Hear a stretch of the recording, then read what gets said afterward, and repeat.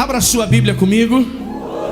Evangelho de Lucas, capítulo 19, verso 1. Evangelho de Lucas 19, verso 1. É um texto, Valdir, muito conhecido, de uma história muito conhecida. Mas hoje Deus nos traz uma aplicação diferente daquilo que talvez já recebemos nessa história. Professor Luiz, bom te ver aqui, meu amigo. Normalmente quando falamos de Zaqueu, quando ouvimos sobre Zaqueu, Otoniel, fala muito sobre salvação, e não que essa palavra não seja sobre salvação, mas hoje Deus nos traz um outro prisma, Bruno, sobre esse processo de Zaqueu que Deus deseja ministrar às nossas vidas, e eu gostaria de desafiar você a se permitir ser ministrado por essa palavra. Quando a palavra do Senhor é aberta, a Bíblia é aberta, quando nós nos permitimos ouvir o que Deus tem para nós, nós somos ministrados, nós somos conduzidos, nós somos dirigidos, e é exatamente o propósito desta noite. Evangelho de Lucas, capítulo 19, verso 1, diz assim: E tendo Jesus entrado na cidade de Jericó, ia passando, e eis que havia ali um homem chamado Zaqueu. Ele era o chefe dos publicanos e muito rico. Zaqueu procurava ver quem era Jesus e não podia, por causa da multidão e principalmente por causa da sua pequena estatura. Então, correndo adiante, subiu em uma figueira brava para o vê-lo, porque havia de passar por aquele caminho. Quando Jesus chegou àquele lugar, olhou para cima, viu a Zaqueu e lhe disse: Desce depressa, Zaqueu, porque hoje me convém pousar em sua casa. Eu vou repetir, Andréia, esse verso, porque ele é a chave de tudo aquilo que Deus deseja ministrar aos nossos corações. Ele diz assim: E quando chegou àquele lugar, olhando para cima, viu a Zaqueu e disse: Desce depressa, Zaqueu, porque hoje me convém pousar em sua casa. Apressando-se, desceu e recebeu-o alegremente. E vendo todos que Jesus estava na casa do publicano, murmuraram, dizendo: Por que entra para ser hóspede de um homem pecador? Então se levantou Zaqueu e disse ao Senhor: Eis que eu dou aos pobres metade dos meus bens, e se alguma coisa tenho defraudado alguém, eu restituo 4 vezes mais. Jesus olhou a ele e disse: Hoje veio salvação a esta casa, pois também este é filho de Abraão, porque o Filho do Homem veio senão para buscar e salvar o que estava perdido. Se você puder fechar seus olhos, curvar sua cabeça e pedir que Deus ministre você nessa noite. Obrigado, Senhor, pela oportunidade que nós temos de cultuar a Ti. Obrigado pela oportunidade que nós temos de adorar, de celebrar. Nós agradecemos, Senhor, por podermos estar à Sua presença. E pedimos a Deus que em primeiro lugar o Senhor receba o culto, e em segundo plano, Deus, nós pedimos que o Senhor fale aos corações dos teus filhos e filhas, que a tua palavra ela cumpra o propósito pela qual ela já foi liberada. Libera, Senhor, a nossa alma, o nosso entendimento para aquilo que está sendo liberado, e nos permita, Senhor, através da direção desta palavra, a tomarmos posições. Nos permita, através desta palavra, sermos tocados, conduzidos, dirigidos. Que a palavra, que a mensagem desta noite, ela venha ser resposta ao coração que está aflito, ela venha ser bálsamo para aquele que está adoecido. Que a tua palavra seja refrigério para aquele que se sente oprimido. Que a tua palavra, Senhor, ela seja o amanhecer para aquele que se encontra nas trevas da noite. Que a tua palavra, Senhor, ela cumpra o propósito e nós possamos receber desta palavra. Deus, eu peço que o Senhor venha eliminar no mundo físico e no mundo espiritual todo o atrapalho, tudo aquilo que tentar roubar a atenção. Sopra neste lugar, Senhor, uma brisa suave. Sopra, Senhor, um refrigério físico, para que possamos, Senhor, através do conforto que a tua casa vai nos oferecer e a tua presença venha nos oferecer, aceitar a tua palavra com humildade e mansidão. É a minha oração em o nome de Jesus. E quem concorda, diga amém. Muito obrigado, Cleizinho. Como eu falei, esse texto, ele principalmente vai ministrar, vai falar sobre salvação. Mas o propósito hoje aqui, normalmente ele é aplicado para a salvação. Normalmente fala-se, sobre esse processo que Jesus traz, a salvação de um pecador, de um homem rejeitado. Mas a minha compreensão hoje vai além da salvação. Aquilo que Deus ministrou, essa palavra para mim, Felipe, e eu confesso que já ministrei, ensinei, trabalhei esse texto, fiz devocional sobre este texto, Fábio, tantas vezes, e nunca Deus ministrou Elaine como Ele ministrou hoje, principalmente pela manhã, quando estava fazendo o meu tempo com Deus, já para o primeiro culto. E quando eu li esse texto, o que me chamou a atenção foi exatamente aquele verso que eu fiz questão de repetir para a igreja, quando Jesus olha para Zaqueu e diz: desce depressa, porque hoje me convém pousar em sua casa. E eu quero falar hoje sobre a pressa que Deus tem de agir e de mover sobre as nossas vidas. Então a aplicação não é apenas sobre salvação, mas ela vai além disso. É a pressa e o propósito, Lucas, que Deus tem de nos levar a um processo de transformação. Vivemos em um tempo, num ciclo que nós estamos vivendo agora, de dezembro, é muito comum nós já estamos apreensivos, com o que está concluindo. Alguns já estão tirando o pé, já pensando nas férias, já pensando no Réveillon, na praia, já pensando no descanso. É comum nessa época nós já estarmos com a nossa mente, com o nosso coração voltado às festas de fim de ano, às confraternizações. É muito comum nessa época nós já não fazermos mais planos. E aqueles que começam a pensar em fazer planos, os planos são muito mais voltados, Lucas, ao ano que vem. Também é muito comum nessa época algumas igrejas elas começarem a desenvolver alguns projetos, Gerson, de profetizar para o próximo ano, planejar o próximo ano. E eu acho isso muito interessante. Porém, eu sinceramente não acredito que você apenas profetizar algo para o próximo ano, se você declarar com muita fé, isso vai acontecer. Pastor, mas a Bíblia diz que há poder nas minhas palavras. Há poder nas minhas palavras quando eu tenho atitude. De nada adianta nós profetizarmos, Priscila, que 2024 será o melhor ano das nossas vidas, se nós não decidirmos viver diferente do que vivemos em 2023, Alexandre. Quem está me entendendo, diga amém. Não é o simples ato de você profetizar e dizer: meu casamento no próximo ano, ele vai ser extraordinário, se nós, Ricardo, não estivermos dispostos a agir de forma diferente no próximo ano. Não adianta nós dizermos: não, o ano que vem eu profetizo em nome de Jesus que eu saio das dívidas no próximo ano, que a minha vida financeira vai ter uma guinada no próximo ano, se, Felipe, nós não decidirmos fazer diferente no próximo ano. Tolo é aquele que faz as mesmas coisas esperando resultados diferentes, diz Thomas Edison. Mesmo que você profetize, mesmo que você declare, não haverá uma mudança, não haverá uma transformação se você não se posicionar. Quem me entende, diga amém. O meu objetivo hoje é compreender junto com a igreja o que Jesus diz para Zaqueu: desce depressa, age depressa, muda depressa. Nós precisamos compreender o que está travando as nossas vidas para nos posicionarmos. É sobre isso que eu quero conversar com você hoje. Esse texto começa dizendo que Jesus entrou em Jericó. Quando nós lemos os evangelhos, nós vamos ver que Jesus ele faz alguns milagres na cidade de Jericó. Que bom ver vocês aqui, quero que eu os vi. Na cidade de Jericó, alguns milagres ali.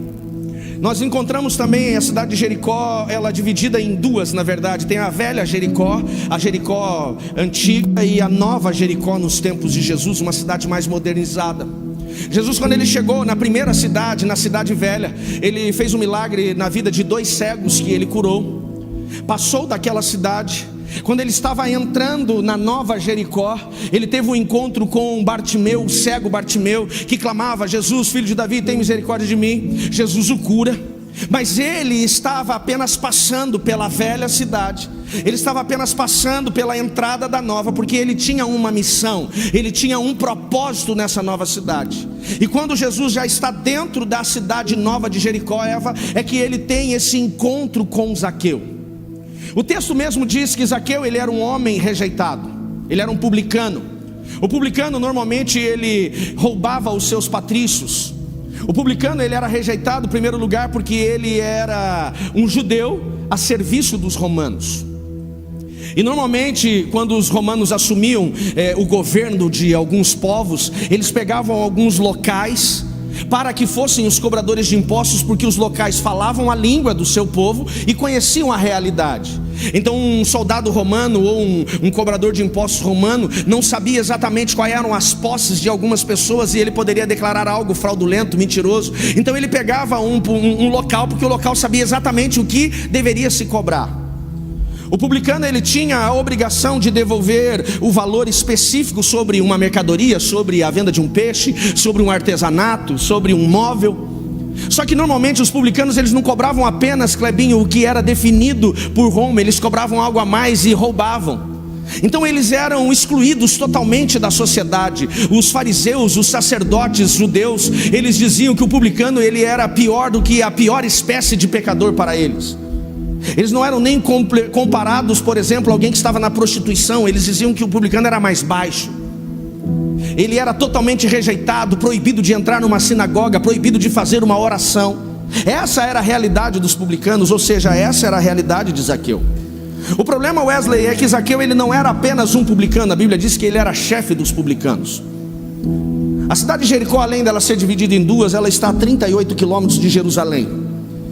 E a cidade de Jericó, ela começou a enriquecer muito nos tempos de Jesus e alguns anos antes, por conta de duas situações. A primeira, por conta de um bálsamo que foi desenvolvido, vamos dizer assim, em Jericó. Um remédio que ele se tornou muito famoso na região, então as pessoas vinham de longe para poder comprar desse bálsamo. E isso então movimentou a economia da região. Segundo ponto, Luiz, Jericó era uma cidade que estava como a caminho de Jerusalém, e ela se tornou um polo turístico. Entre Jerusalém e Jericó tinha um caminho muito perigoso, uma subida de 38 quilômetros. Jerusalém estava a 800 metros de altura acima de Jericó. Então um viajante, quando chegava a Jericó, normalmente ele parava, hospedava ali, esperava encontrar outras pessoas para que juntos pudessem subir a Jerusalém, fazer as suas festas, os seus votos, os seus sacrifícios. Então Jericó, ela se torna uma cidade muito rica por conta do remédio, por conta da hospedagem, por conta da hotelaria, que nós chamaríamos de hospedaria naquela época.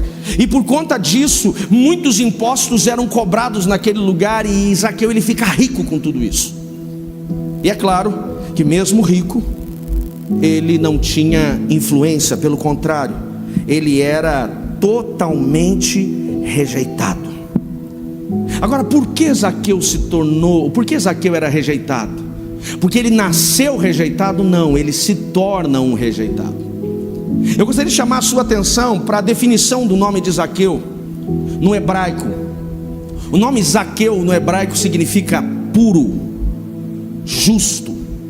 E eu te pergunto, lendo esse texto e a forma que ele era tratado, ele era justo? Meu Deus, eu vou até tomar uma água depois desse não de vocês, tão desanimado. Analisando esse texto, para quem não o conhece, para quem já conhece, Zaqueu era justo? Ele era um publicano, ele era um corrupto, ele era um ladrão. Agora, por que um homem que foi, quando nasceu, dado um nome a ele, uma identidade de justo, ele não era justo? Porque em algum momento ele se perdeu. Quando Zaqueu nasceu, isso eu quero chamar a sua atenção. Quando Zaqueu nasceu, os pais projetaram para Zaqueu um futuro de honestidade, de justiça, mas ele não cumpriu o que foi projetado para ele. Quando ele nasceu, os pais olhavam para ele e diziam assim: esse menino vai ser honesto, ele é puro. Na escola o apelido dele poderia ser Purinho. Purinho, vem cá, ô puro. Ele era visto quando nasceu, e os seus pais planejaram para ele uma vida de integridade. Era para ser correto. Quando nós falamos de rejeição, existem pelo menos duas raízes de rejeição.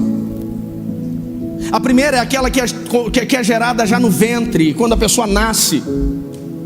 Nós vemos tantas histórias nos nossos processos de aconselhamento, de pessoas que tiveram uma história de rejeição por conta da rejeição do pai, que nunca aceitou a gestação, da rejeição da mãe num primeiro momento, que não queria aquela criança e até pensou no aborto. Depois ela mudou de ideia, mas só o que ela declarou ali às vezes gera tantos traumas e feridas. A própria medicina diz que o que a mãe sente a partir do 6º mês de gestação, a criança pode sentir 5, 6 vezes mais. Encontramos pessoas que elas foram rejeitadas desde a sua infância, até por conta da forma que foram gerados, concebidos na bastardia, fora de uma aliança do casamento. A perseguição por conta de rejeições, como a de Jefté, que a Bíblia diz que ele era um homem valente, porém rejeitado pelos seus irmãos, expulso de casa e o pai não faz nada. Nós vemos histórias de pessoas na Bíblia que foram rejeitadas, pessoas que tiveram sua identidade comprometida, como Jacó. Preguei sobre ele quarta-feira. O nome de Jacó era, a definição dele era usurpador, enganador. E eu quero fazer um paralelo, Karine, entre a história de Zaqueu e Jacó rapidamente, só para a gente entender. Jacó, quando ele foi crescendo, Berenice, ele era chamado: vem cá, enganador, enganador, vem cá, ô mentiroso, vem aqui. A identidade dele foi construída desde a sua infância, pelo nome que o pai deu, pela forma que ele nasceu. Agora Zaqueu não, Zaqueu ele não recebe uma identidade que ele nasceu como rejeitado. Quem está me entendendo, diga amém. Ele se torna um rejeitado. E por que ele se torna rejeitado? Porque ele faz escolhas. Ele escolheu viver aquela vida, ele escolheu aquela posição, ele escolheu trocar a sua integridade pelo dinheiro, ele literalmente se vendeu. Ele escolheu escrever a sua história, a sua própria jornada de rejeição. Ele rejeitou aquilo que os pais tinham para ele. Sabe por que muitas vezes nós estamos sofrendo? Não é porque os nossos pais nos deixaram uma herança, um legado ruim, uma identidade ruim, uma construção ruim. Eu sempre falo que caráter, ele é construído como que o nosso caráter, a nossa personalidade é construída? São as experiências da vida que vão gerando em nós crenças. Não estou falando de religião, estou falando de crença, aquilo que a gente acredita. As experiências da vida geram crenças. As crenças, aquilo que nós acreditamos, vai construir em nós o nosso caráter. E o nosso caráter vai definir o nosso comportamento. E o nosso comportamento, por sua vez, vai definir as nossas decisões. As nossas decisões vão definir um destino. E essas experiências que definem o caráter, normalmente vêm lá da nossa infância, vêm lá da nossa concepção, vêm lá do nosso nascimento. Mas isso não aconteceu com Zaqueu. Zaqueu, ele não foi criado segundo aquilo que os pais deram a ele como identidade, para ser esse cara rejeitado, para ser esse homem menosprezado pela sociedade. Ele foi criado para ser justo, para ser puro, para ser honesto. Mas em algum momento ele escolheu não viver o que tinha para ele. Essa é a história de Deus para nós. Deus não nos criou para a imoralidade, Deus não nos criou para a mentira, Deus não nos criou para o adultério, Deus não nos criou para a corrupção, Deus não nos criou para as coisas erradas. Mas alguns de nós, em algum momento, nós escolhemos, nós definimos que queríamos diferente. Só que nós podemos, Adauri, escolher o que nós vamos fazer agora, não podemos escolher o resultado que isso vai trazer. Zaqueu, ele escolheu ser um homem rico por conta da função que os romanos deram a ele, mas ele não escolheu a rejeição, e é muito provável que aquilo lhe incomodava demais. Porém, um dia Zaqueu fica sabendo que Jesus estava passando pela cidade. A Bíblia diz que ele queria ver Jesus, não encontrar, ele queria ver Jesus. A fama de Jesus chega à cidade nova de Jericó antes, Paula, do próprio Jesus. Quando ele passa na cidade velha, que é 2 quilômetros antes da Nova Elvis, e ele cura aqueles 2 cegos primeiros, as pessoas começam a falar dessa cura, as pessoas começam a falar de Jesus. Não sabia-se exatamente quem era, alguns chamavam ele de Messias, outros de profeta, outros falavam que ele era um homem muito usado por Deus, e aquilo faz um alvoroço. Quando ele chega na entrada da cidade de Jericó, ele cura agora o cego Bartimeu, o filho de Timeu. Timeu tinha sido um general muito importante, um comandante muito importante dos zelotes revolucionários.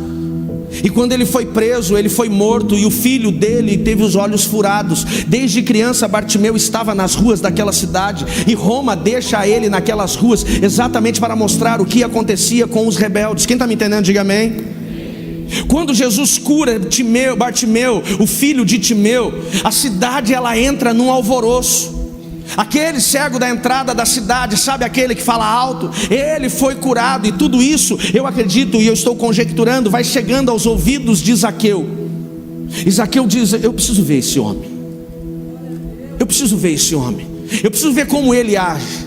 Eu não acredito sinceramente que Zaqueu tinha uma esperança de ser transformado por Jesus, não acredito nisso de coração, mas ele queria ver Jesus. Eu não acredito que Zaqueu esperava ser visto por Jesus, mas ele tinha uma expectativa de pelo menos ver quem era aquele que estava transformando a história das pessoas. E a Bíblia diz que então ele vai para as ruas de Jericó, e ele tenta enxergar Jesus no meio da multidão, não podia. Muita gente, ele baixinho e ainda rejeitado, ninguém dava uma fresta para ele. Ninguém falava assim, não, vem aqui na frente, não passe aqui. Ninguém fazia isso, por quê? Porque as pessoas não gostavam dele. As pessoas empurravam ele. Era muito comum os fariseus, os sacerdotes, quando passavam perto de um publicano, eles cuspiam no chão, eles ofendiam, eles xingavam. As pessoas não chamavam Zaqueu pelo nome, por quê? Porque não era coerente um cobrador de impostos que era um corrupto ser chamado de puro. Imagina o cara chegar no posto de coleta. Ele chegava então no guichê da coleta e falava, bom dia, senhor puro, tudo bem, senhor honesto? Eu vim lhe dar o dinheiro que você vai me roubar. É coerente isso? Não. É por isso que a Bíblia diz que Zaqueu, ele era chamado de Zaqueu o publicano. Sabe como que eles chamavam? O puro mentiroso, o puro corrupto, o justo que não é justo. Por isso que eles davam para ele um segundo nome, uma segunda identidade, porque era aquela que ele estava vivendo. E a Bíblia diz que ele é empurrado, vendo que ele não conseguiria ver Jesus da forma que estava. Diz o texto no verso 4 que ele correu adiante da multidão, entendendo que Jesus ia passar por aquele caminho, e ele sobe uma figueira brava, e ali ele fica até Jesus passar. O que Zaqueu queria? Ele só queria ver. Zaqueu era apenas um espectador daquilo que estava acontecendo. Agora eu quero chamar a sua atenção, depois de todo o contexto histórico, Paula, eu quero trazer isso para as nossas vidas. Por onde Jesus passava, ele transformava vidas. Posso ouvir um amém por isso? Por onde Jesus passava, ele curava pessoas. Posso ouvir um amém por isso? Por onde Jesus passava, ele libertava pessoas. Posso ouvir um amém por isso? Essa era a manifestação de Jesus, da sua divindade, por onde ele passava. Zaqueu queria apenas ver Jesus. Tem muita gente que hoje está dentro da igreja, num ambiente onde Jesus cura, num ambiente onde há a transformação de Cristo, num ambiente onde há libertação, Brenda, mas ele só está olhando. Só está olhando. E precisamos entender uma coisa: o propósito de Deus não é que você seja um espectador do milagre dos outros. O propósito de Deus é que você viva seus próprios milagres. Zaqueu, ele não diz que ele queria falar com Jesus. O texto não diz que ele queria encontrar Jesus. A mulher do fluxo de sangue, a Bíblia diz que ela queria tocar em Jesus. Aquela mulher queria tocar e conseguiu. Bartimeu queria encontrar Jesus, e ele começou a gritar nas ruas: Jesus, filho de Davi, tem misericórdia de mim. Os 10 leprosos se colocaram no caminho de Jesus para ter este encontro também. Agora Zaqueu não. Zaqueu, ele só queria ver. E sabe por que tem gente que não está conseguindo romper na sua vida? Gente que não está vivendo o fluir, Paulo. Sabe por que tem pessoas que elas não estão vivendo a transformação? Elas veem o testemunho de tantas pessoas sendo transformadas, mas elas não são, porque elas só são espectadoras. O Evangelho não é uma coisa para você ver, o Evangelho é uma coisa para você experimentar e viver. Tem muita gente, Jennifer, que infelizmente está em cima da árvore, só vendo as coisas acontecerem. A igreja, ela é feita de pessoas que querem viver experiências e pessoas que querem ver apenas as experiências dos outros. Lá no Evangelho de Mateus, capítulo 24, Jesus está falando dos últimos dias. Ele está falando, Claudinha, da tribulação, e ele diz assim: naquele dia, no dia do Senhor, 2 estarão no campo, um será levado e o outro será deixado. Sabe o que ele está falando? Ele está falando que naquele dia, campo fala do Evangelho, 2 estarão vivendo o Evangelho. Jesus antes ele diz assim: os campos estão brancos. Ele está falando o que? Da seara. Ele está falando do reino dos céus. Quem está me entendendo, diga amém. E voltamos a Mateus 24, ele diz: naquele dia 2 estarão no campo, um será levado e o outro será deixado. Sabe o que ele está dizendo, William? Ele está dizendo que dentro da igreja, Samuel, 2 pessoas estarão juntas, e no grande dia, um será salvo e o outro não. Por quê? Está falando que metade da igreja não vai ser salva. Eu só não sei se é a metade daqui ou a metade daqui. Vocês estavam sérios demais. Sabe por que fica claro que parte da igreja não vive o Evangelho? Porque só está em cima da árvore. só está olhando o que está acontecendo. Deus não nos chamou para ficarmos olhando em cima da árvore. Deus nos chamou para experimentarmos. Está na hora de sair desse lugar. Está na hora de parar de olhar. Tem gente que o cara não quer tomar posição. Ele não quer tomar posição, ele quer vir. Tem pessoas que, eu vou falar isso com muito amor e carinho, por favor, não sinta-se ofendido porque eu vou falar. Mas tem gente que ele não quer tomar uma posição e viver, por exemplo, o trilho de vida, passar pelo Start. Onde nós tivemos Start, quase 40 pessoas chegando novos na igreja. Pode dar glória a Deus por isso? Só esse ano, amados, nós recebemos 390 novos membros. É motivo de aplausos a Jesus, sim ou não? Motivo de aplausos.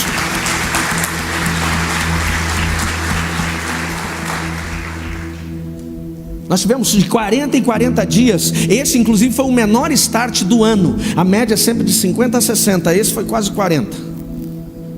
Final de ano a gente entende isso. Mas tem muita gente que está passando pela igreja e ele gosta do que ele ouve, mas ele não quer compromisso. Amado, por favor, eu não estou te mandando uma indireta, não. É uma direta, não é indireta. Na verdade é um conselho. É uma avaliação que precisa ser feito. O evangelho não é feito de espectadores, as pessoas que estão apenas na beira do caminho olhando o que está acontecendo. Não, eu não quero assumir compromisso. Não é uma questão de assumir compromisso, é uma questão de assumir uma identidade. Amém, queridos? Passar por uma situação, por um trilho de vida como nós temos, o propósito é muito mais do que apenas você ser conhecido. É de você viver experiências sobrenaturais. Está na hora de nós descermos da árvore. Está na hora de pararmos apenas de avaliar o que acontece na vida dos outros e nós experimentarmos o que Deus tem para nós. Pastor, eu quero viver um ano de 2024 diferente. Eu quero viver um ano sobrenatural. Desce da árvore. Pastor, eu quero viver um milagre. Eu não tenho experiências para contar minhas. Sai da beira do caminho. Entra na jornada. Entra no caminho, não fica na beira. Entra no caminho. Por isso que eu falei, normalmente a gente fala de Zaqueu como salvação, mas hoje eu vejo um Zaqueu tomando posicionamento. Posicionamento. A Bíblia diz que Zaqueu está naquela árvore, esperando Jesus passar. Eu quero que você vá comigo, por gentileza, no verso 5.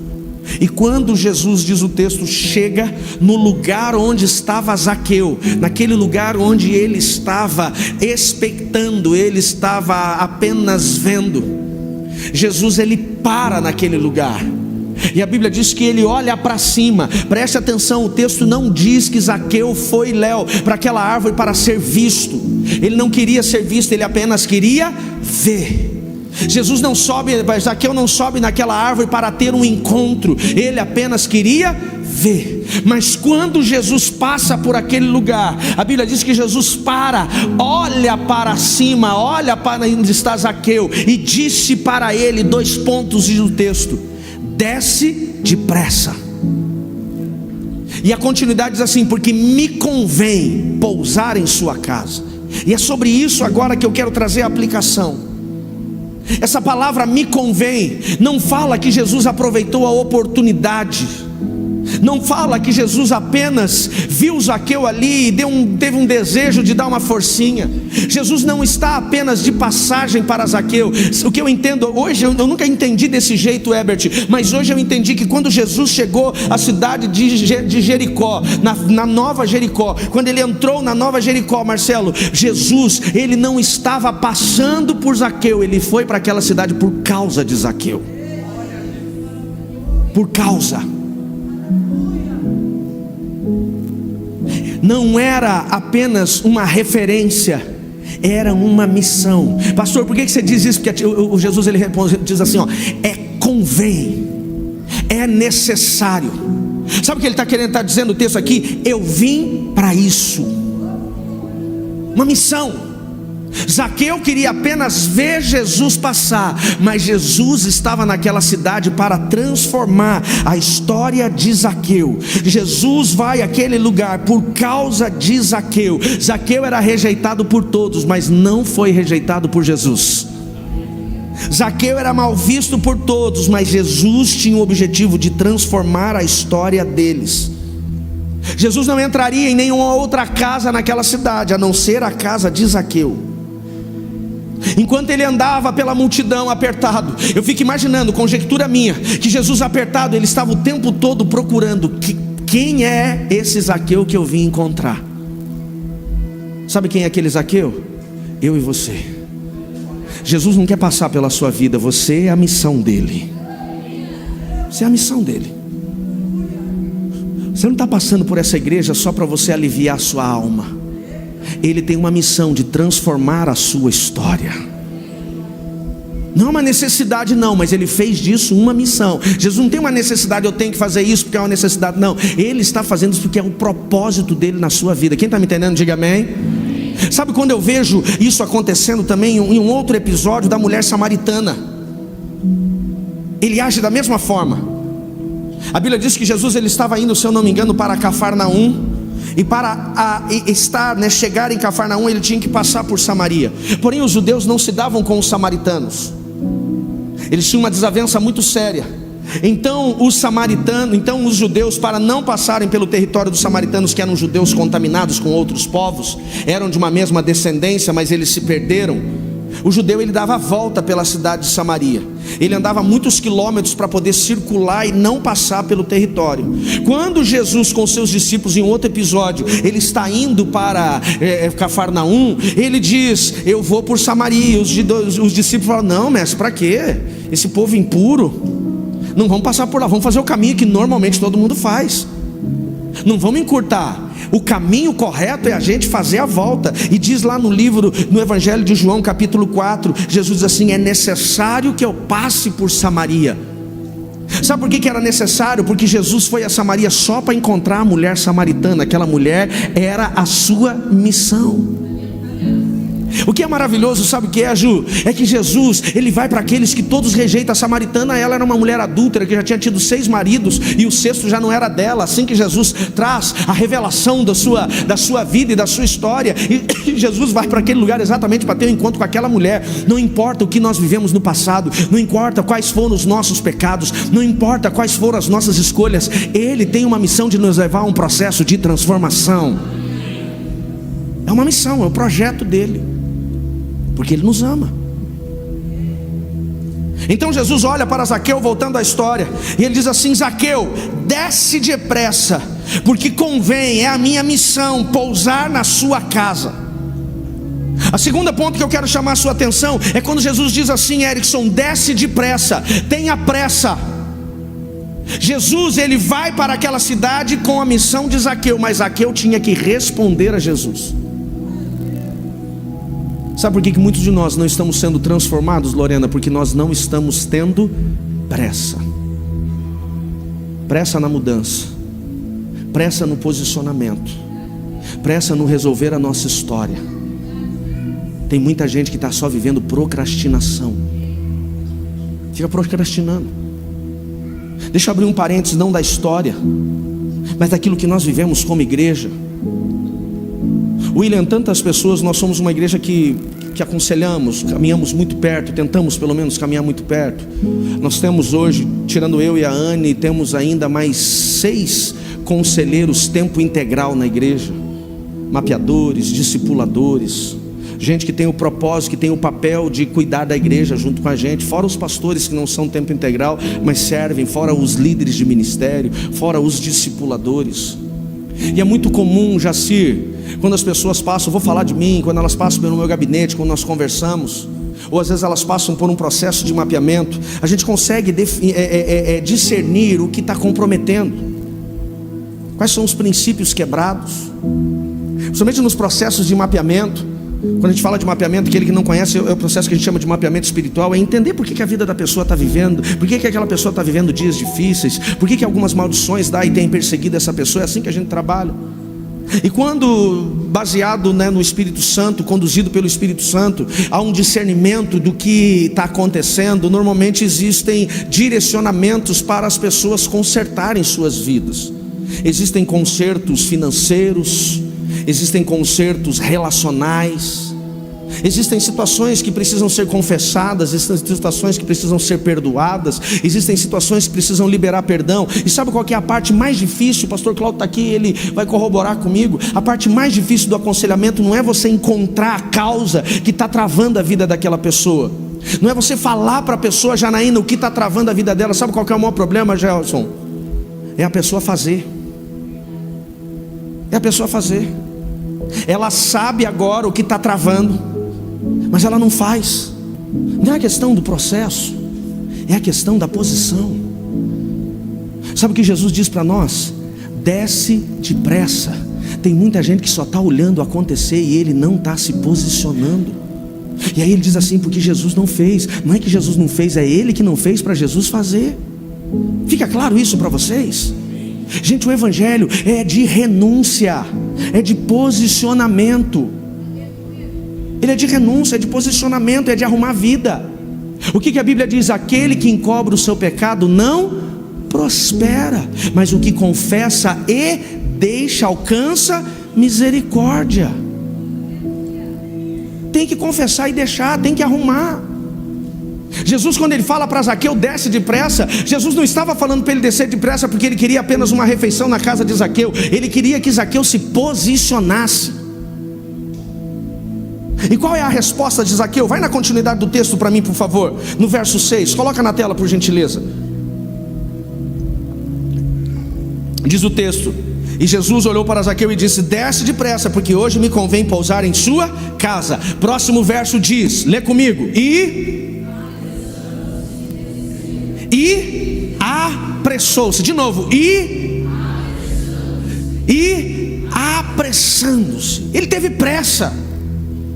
Ele recebeu a direção e teve pressa. Sabe por que a salvação entrou na casa de Zaqueu? Sabe por que a história de Zaqueu foi transformada? Sabe por que hoje nós estamos pregando sobre Zaqueu 2000 anos e estamos falando de um homem que teve sua vida e sua história transformada? Porque ele teve pressa em arrumar. Tem muita gente que sabe o que tem que fazer, mas não arruma. Tem muita gente que tem coisas pendências, tem perdões para serem liberados, tem situações para serem resolvidas, relacionamentos precisam ser consertados, e ele está empurrando com a barriga: depois a gente faz, depois a gente faz. A Bíblia diz: e ele teve pressa. Tem muita gente que está na igreja 2, 3, eu não estou, por favor, julgando, condenando, coloque amor nas minhas palavras.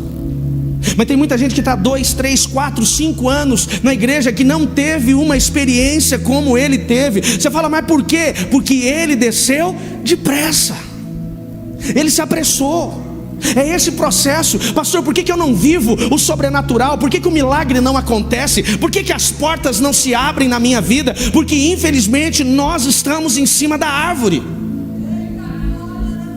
Jesus disse: desce, Simão, porque a minha missão é estar na sua casa. E a Bíblia diz que ele desceu depressa. O ano está virando. Nós temos aí o que? 27 dias, 28 dias. Não entre em 2024 do mesmo jeito que você está em 2023. Age depressa. Age depressa. Age depressa no seu casamento, age depressa nas suas finanças, age depressa na sua vida ministerial, age depressa no seu trabalho, age. Para de procrastinar as mudanças. Tem gente que já sabe o que tem que fazer. Tem gente que o negócio não rompeu porque ele não teve coragem de ir na casa do pai, que é daqui 30, 50, 100 quilômetros, para pedir perdão. Tem gente que não teve coragem de procurar o irmão e devolver o que ele pegou e não era dele. Tem gente que não teve coragem de ligar para um filho e falar assim: me perdoa, mesmo que o filho rejeitasse. Ele diz assim: mas fui eu que te abandonei primeiro. Não consertou. E ele diz assim: eu não sei por que as coisas não aconteceram na minha vida. Por quê? Porque não desce. Você está entendendo, gente? Sim ou não? Eu não estou enaltecendo esse testemunho que eu estou falando para vocês por conta de onde ele veio. Eu estou falando dele porque para mim ele é um testemunho vivo que quando você se posiciona as coisas acontecem. E esses dias a gente conversava e eu falava para ele: é só o começo do que Deus tem para fazer. Deus vai te levar muito mais longe. Desce depressa. A Bíblia diz que ele se apressou e desceu. Jesus entrou na casa dele. E quando Jesus entrou na casa de Zaqueu, verso 5, os murmuradores começaram a reclamar: olha na casa de quem ele foi. Será que de fato esse é um profeta? Será que ele é o Messias? Porque se ele fosse o Messias, ele saberia onde ele está indo. É um publicano, é um corrupto, é um enganador. E eles começam a falar, porque quando você toma posição, tem muita gente que vai falar de você. Você está levando a tua vida de qualquer jeito, ninguém fala. Agora quando você assume uma posição, começa a caminhar com Deus, fala, agora ficou crente. Olha tudo que viveu na vida, agora é santo. Não é mais ou menos assim? Isso não prestava, mas agora está com a Bíblia debaixo do braço.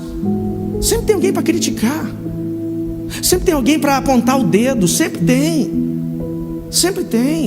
Provavelmente alguns dos que estavam falando de Zaqueu poderiam ser dentro de casa, da família, vizinho.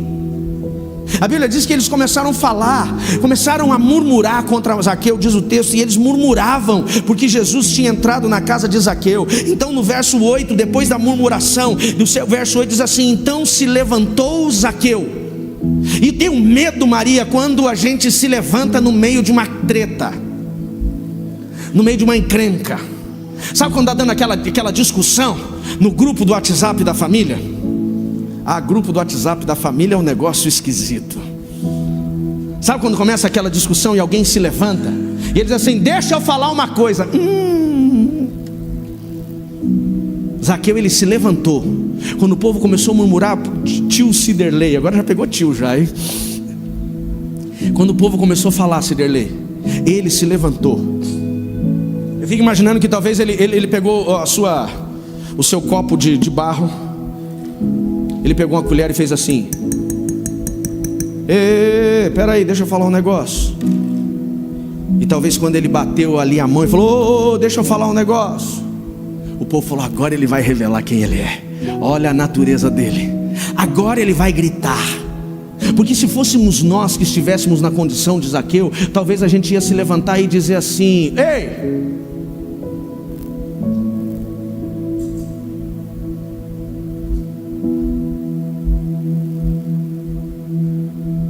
Talvez nós diríamos: não vou fazer nada, saiam todo mundo da minha casa.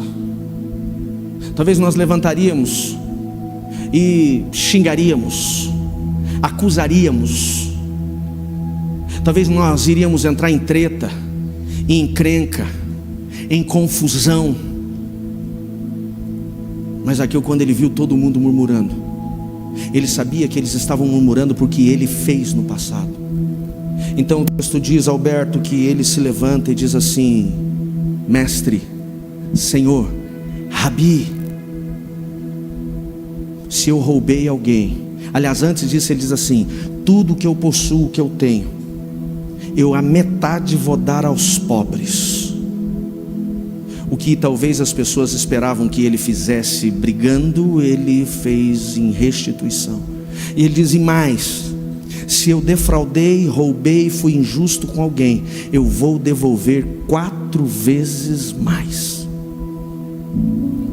A lei judaica lá em Êxodo 22 diz que uma pessoa que ela tivesse o desejo espontâneo de consertar algo, ele foi injusto em um negócio, e ele tivesse o desejo espontâneo de consertar algo, se ele se posicionasse sem ser confrontado por alguém que julgava, ele tinha a obrigação de devolver o dobro.